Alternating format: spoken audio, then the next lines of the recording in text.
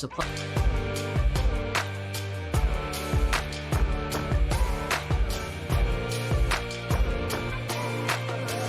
Welcome to the journey. Today we're going to help you decide if you should use Website Builder or WordPress.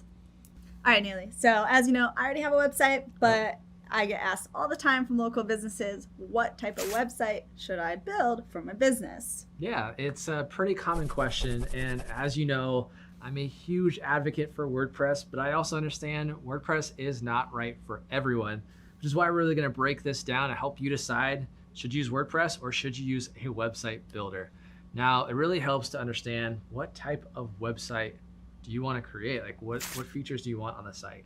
And what do you mean by that? So the cool thing with some of the website builders nowadays is they're getting super competitive with the WordPress atmosphere, right? So those website builders have those email marketing tools. It has some user login, it has blogs, it has all these things, but they're still a little bit limiting.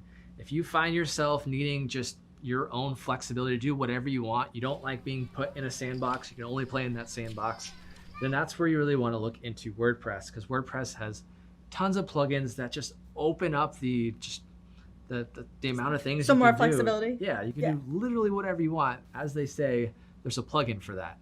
So that's what you want to keep in mind is they're probably going to have some of the same features. It's just how much control do you want over those features, and then how much time do you have to learn. Okay, that helps break down the features, but what if, and I'm sure you're asking this at home, what if I don't know how to build my own website? Yeah. Technical skills. Super common question. And website builders, if you need something just quick and dirty, like I just need to get a site built right now, website builders all day. They make it super easy. They're very visual, usually drag and drop or plug and place, like a Lego type style builder, where you can get your site up and running, which is super helpful, right? Bada bing, bada boom. Right.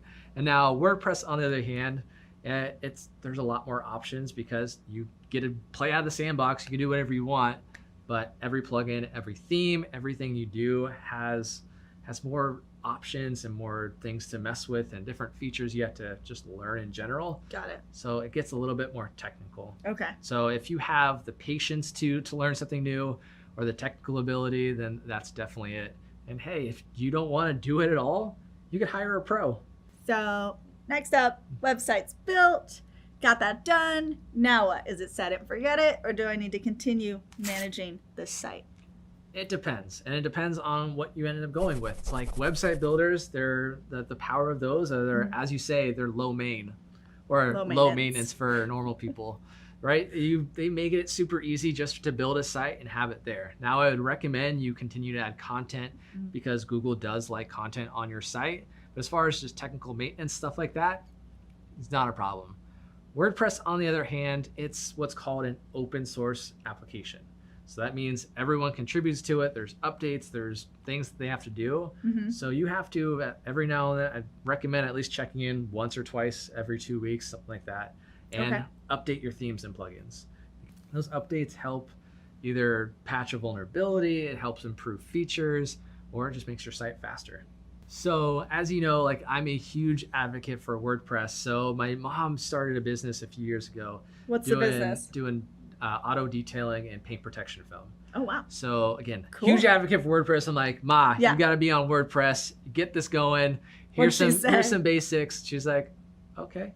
So she starts, right? And she gets going. And then I check on her like 2 weeks later, like, how's it going? And she's like, it's not.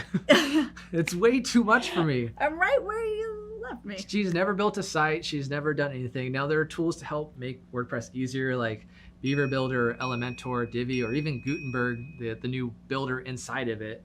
But sometimes it's just too much. And I overestimated the ability of a first-time user because she was busy running her site. She had no time to learn. Totally. Right. So a website builder for someone that has a business, that has no time, that just needs something up to showcase her work, it was a better fit. So again, huge advocate for WordPress, but I know it's not right for everyone. Wow, you really steered her in the wrong direction. Sorry, Ma. All right, I really hope this helps you decide whether or not if WordPress is right for you or a website builder is right for you. Now, if you have any other comments, I get it. It kind of get a little gray area. Let us know what your questions are in the comments below and we'll give you an answer.